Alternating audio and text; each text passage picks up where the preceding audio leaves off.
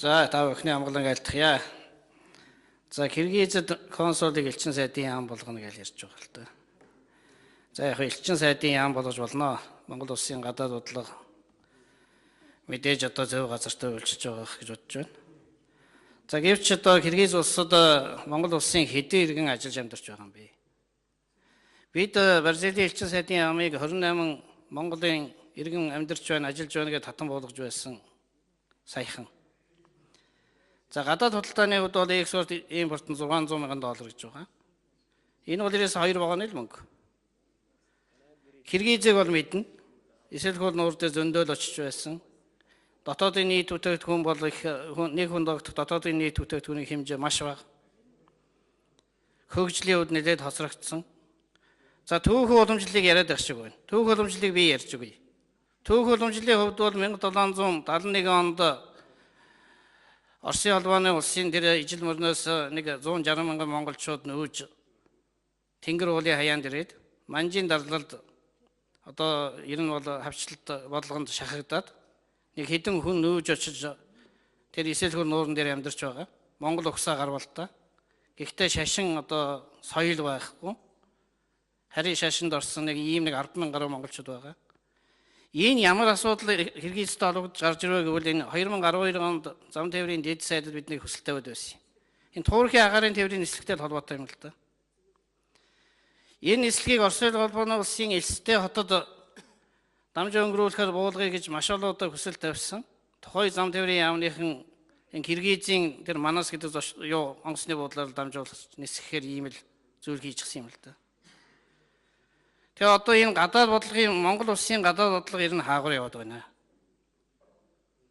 Үнэхээр одоо элчин сайдын яам байгуулах тийм төсөв мөнгө нь илүүдэд байгаа юм бол тэр Австралид амьдарч байгаа 6 мянган монголчууд амьдарч ажиллаж байгаа Австралид консулын газар нь хэлдэг. Нэг элчин сайдын яам нь байдаг 4-5 хүн ажилладаг. Ачааллаад дийлдэг. Өөр олон газрууд бол зөндөөл байгаа. Ер нь бол зам тээврийн яамныхын цаашдаа энэ элстэй хотод энэ туурхийн онгоцыг буулгаж болтгүй юм. Яахаараа заавал нөгөө талын хэлсэн эрх ашгаар ингэж ажлыг хийх ёстой юм бэ? Яагаад элстэй хотыг яриад байна гэвэл тэнд угсаа гаруул нэгтээ 200 мянган монгол амьдарч байна. Хэл соёлоо, төв соёлоо аваад үлдсэн 200 мянган монголчууд тэнд байж байна. Энэ тал дээр цаашдаа анхаарах тал юм юу вэ? Түүх уламжлалын хувьд гэж ярих юм бол бид Киргизийг ярих биш, халимгийг элстэйг ярих ёстой. Ягаад тэгэхээр энэ нөгөө талдаа бол нэг 10,000 орчим угсаа гаруул нэгтэй монголчууд элстэй хотод халимагт 200 мянган монгол амьдарч байна гэсэн. Нэг ийм асуудлууд байгаа маа. Энэ тал дээр ямар бодолтой байгаа юм бол энэ гадаад харилцааны яам, зам тээврийн яамны бодлыг бас сонсомоор байна.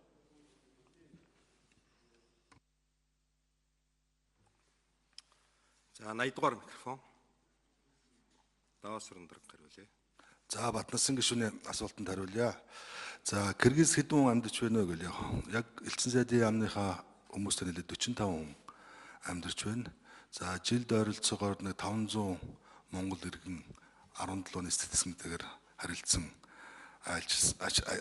зорчсон байгаа.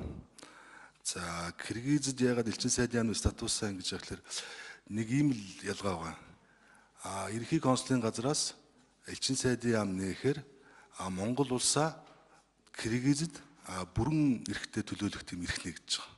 Элчин сайдын яам ерхий консулын газрын ялгаа. За түрүүн хэлсэн тэнд байгаа 40 улс бүгдээрээ одоо бүрэн эрх төлөөллөө хэрэгжүүлж чадж байгаа. За манайхтаа бол газар нутгийн хувьд ойр. За улс төрийн хувьд өгөөд за дэлхийн одоо энэ геополитик стратегийн хувьд бас чухал байршилтай ийм улс Төв Азийн голлох одоо орон гэдэг утгаар бид нар бол ингэж элчин сайдын яамны статустай ажиллая гэсэн ийм шийдвэр гаргасан байж байгаамаа. За худалдааны хувьд 600 мянга орчим $. Байгаа нь яг хөө ерөнхийдөө бол манайх Киргизээс бол энэ жимсг нь импортлдог юм байлээ. Хэрвээ одоо дэд үтсийн агаарын тээврийн одоо дэд үтсийг тавиад өгөх юм бол энэ худалдааны хэмжээ нэмэгдэх юм боломжтой болно гэсэн ийм нэг зүйл байгаа. За нөгөөтэйгүр энэ түрүүн яриад байгаа энэ нефт хий хоолоо бол Киргизээр бас одоо дайрах юм боломж нэлээд нааша манайх руу орж ирэх юм боломж бас нээгднэ гэж ингэж харж байгаа. Хятадууд ч гэсэн хөрөнгө оруулалт хийхээр нэлээд судлаад ирсэн асуудал байна. За тэр яагаад Туркийн онгоц энд буугаад байна вэ? Мятын онгоц буудгүй л дээ Туркийн онгоц бууж байгаа. Тэр ямар буух ямар зорилготой бууж байгаа зөвхөн цэнэглэх зорилготой бууж байгаа байхгүй юу? Тэрнээс биш ингээ бага оврын онгоц нисдэг Boeing 737. Тэгэхээр тэр шууд Стамбул хүртэл бол нисгэж чадахгүй байгаа. Тэгэхээр Киргиз дээр буугаад цэнэглэх хоорондоо манай одоо зорчигчдыг гаргаад эргүүлж оруулж байгаа. Тэр нь яг нэг цаг орчим. Тэгэхээр өөрөө тэр манасын онгоцны бодол болохоор тэр багтаамж нь муу юм байлээ л дээ. Ерөөсөө л бүх манайхыг гэж ялгахгүй байгаа. Түрүүн буруу ойлголт яриад байгаа шиг үлээ. Бүх гадныч, дотныч бүх зорчигчдод яг тэр нэг заалаар ороод ахаад нөгөө заалаар орж иж байгаа ийм л асуудал байгаа. Туркийн талтай бол юу гэж ярьж байгаа гэхээр сая ч одоо бас зөвлөлт хуулцалтаар ярьсан л да. Энэ том онгоц нисгэж чигээд. Том онгоц нисгэх юм бол Бишкект буугаар шууд нисгэх юм бас боломж байгаа юм байлээ гэсэн ийм зүйл байна. Батнасан гүшүүд 1 минут өгье.